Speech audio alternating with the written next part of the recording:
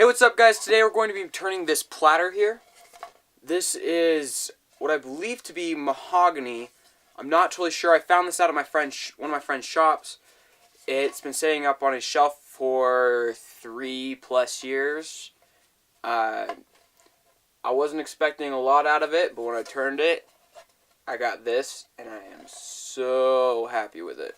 So, I'm gonna go ahead and show you how I made it.